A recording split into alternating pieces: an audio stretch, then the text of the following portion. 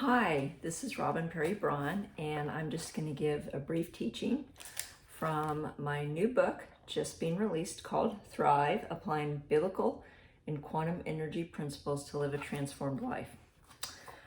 Today, I'm going to share a little bit from chapter 12, and the chapter is titled, Are You a Son or a Slave? And I have a much longer teaching on this available on some other venues, and some links will be provided to where you can see the longer teaching, but I just want to share a little bit from my book. We know that scripture tells us that the world was created by a thought from God. He thought about it, he imagined it, and it became. And every day it said, and he spoke it into existence in Genesis. Essentially what quantum physics says is that by human observation, things that are in wave or possibility form can be collapsed and manifested.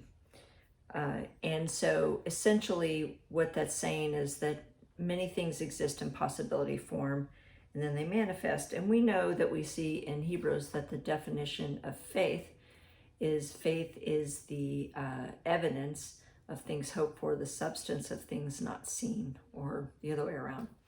So the idea of faith is that we believe in something and it causes it to come to pass. So that would be that understanding in quantum physics.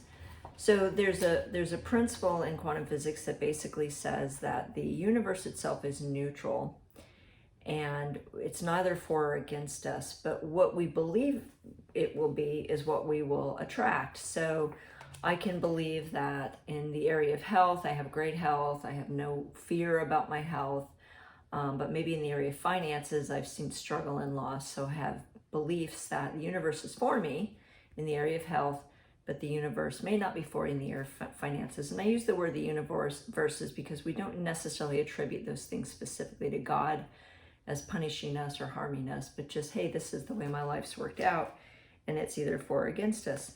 Well, in Proverbs 23:7, it says, as a man thinks in his heart, so is he. And that word heart actually translates to this idea of the subconscious. So essentially, even in Proverbs, they're saying is whatever we believe is what we're going to see happen in our life. But again, as I've shared in most of my other teachings, understanding that that is in our subconscious, not our conscious beliefs, is what we will tend to attract.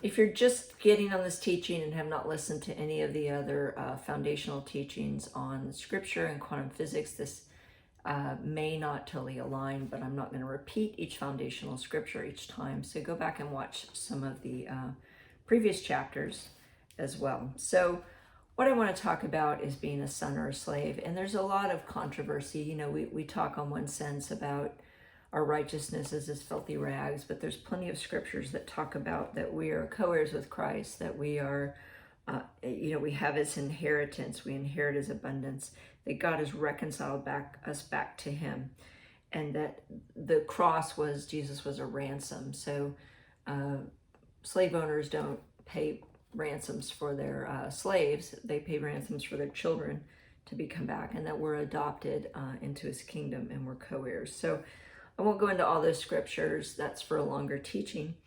But one of the best analogies I really like about understanding our position is the idea of a kingdom.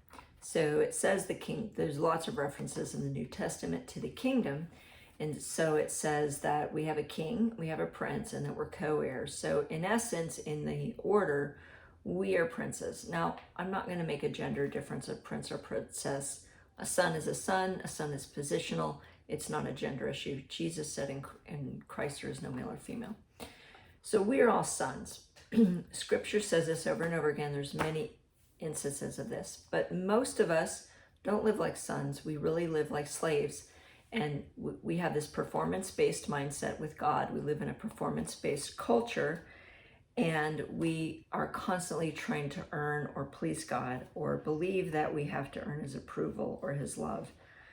And this, from my perspective as a therapist, is really at the root of a lot of our mental health issues and self-esteem and all these other things. Why we don't love ourselves is because we do never measure up.